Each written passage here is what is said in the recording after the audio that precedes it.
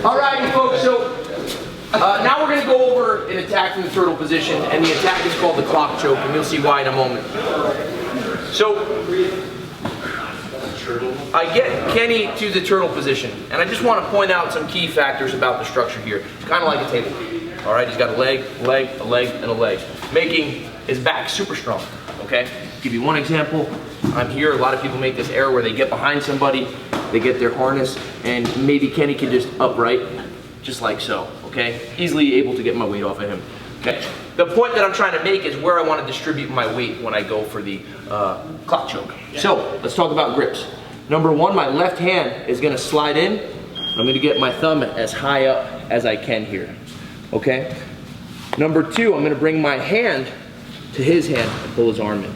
And number three, my chest is right now in between his two shoulder blades. I want my chest to be at the top of his spine and behind his head. Okay, this is my weight here. The biggest error people make is what I'm doing right now where I'm leaning. So if Kenny pulls his elbow in, he could do yesterday's escape. Okay? So we want to make sure we don't lean too hard.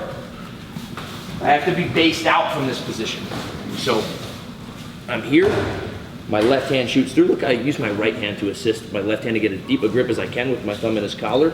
I grab his wrist. Now I'm going to slide my chest behind his head here. And I'm going to put my head on the mat.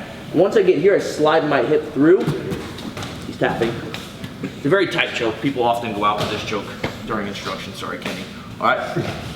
The point of the clock choke is my legs are going to be walking. If his head's at 12, he should be out by the time my legs get to midnight.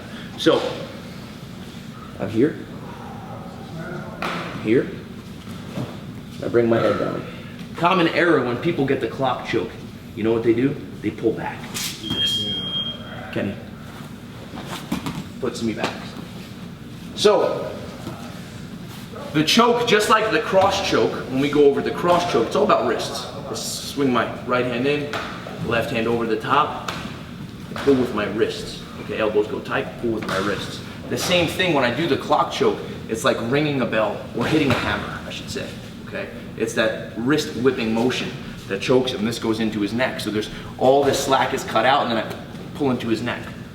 So starting on the side of turtle, look, my weight is not over him, my weight's already high. Get my left thumb in as high as I can. My right hand pulls his hand, and look how I slide my weight down here, keeping my weight away from him. Circle my hips out and bend the wrist.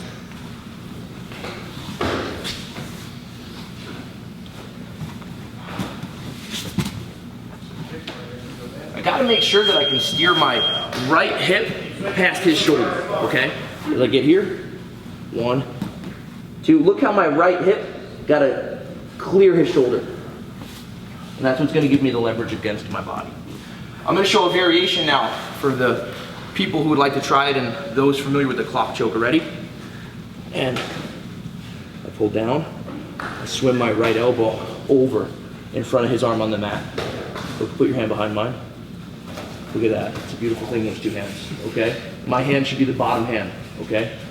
Now I slide down, my hip over him, and I engage my wrist. One more time for the second variation of the clock choke. This time, I bring my right elbow over, I hit the mat, I slide up, and I engage my wrist. All right, folks, so just going throughout the room, I just want to go over just some errors that I want to correct that I'm seeing. So, first things first is some people are sitting down too early, so some people are doing this. They get here. Okay, that was actually fine technique. Trying to emphasize what they're doing wrong. Guys are doing this too early, okay? Sitting through. So, number one, I want to get Kenny's head to the mat, but I want to keep my chest behind his head. Okay, so watch how my legs base. See how wide my legs are here? Okay? Number two, my head is to the mat, and see, now I can, are you okay? Yes or no? Okay. I was like, I'm not wrenching. I didn't even put a wrist. Okay? I'm here, just like so. My base is wide and I'm tripod. Left foot, right foot, forehead. Now I can turn my hips, but my chest has to stay behind his head, and now I can start to walk. So make sure I'm basing out to the side and sliding through. more time. Here, high, grab the wrist. My base is wide. I have not engaged my wrist yet. Now I can circle and start to engage my wrist. So that's number one. People are sitting through too quick. Number two is you can see all the oil stains on the mat from my greasy Italian forehead.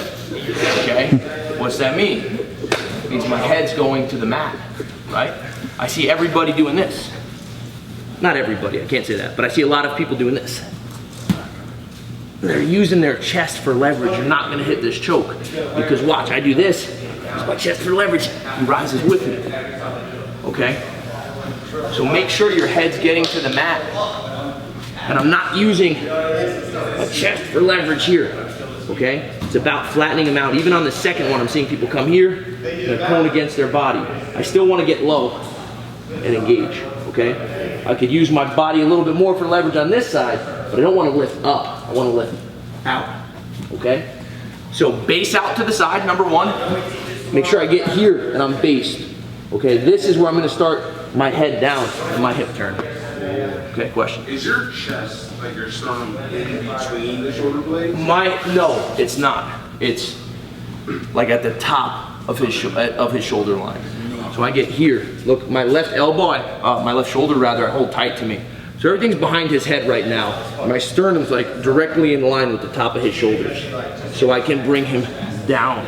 And now my sternum's like at the base of his neck. Now I can start to turn my hips and go.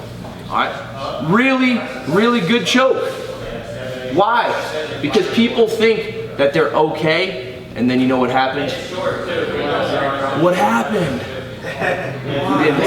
Okay? You think you're fine, you hold out, and then you go out. Okay? It's a really, really effective and efficient choke. Because anytime you're in turtle and you get to a side ride, the collar is super accessible. Okay, we're here, this collar is accessible. Now he can fight with the hands, whatever the case is, and this is also where I might bring my elbow over the top if he starts to hand fight and defend the first attack. All right, folks, I want to adjust the last common error and mistake, and that's overshooting the head to the point where he's able to pull his head out. So this is a common mistake I see as I go throughout the room. Two guys will come here, girls will come here, and I'll go all the way over to the point where he's able to sneak that head out the back. Okay, I might jump over with a loose grip. So I have to make sure that number one, my grip is nice and high. All that slack is cut out. Number two, I have to keep my chest. As I drive his head to the mat, I've got to keep my chest behind his head. It's crazy glued behind his head. And now I can begin my circle and my walk through towards 12 o'clock. Don't overshoot that head because he'll pull that head out.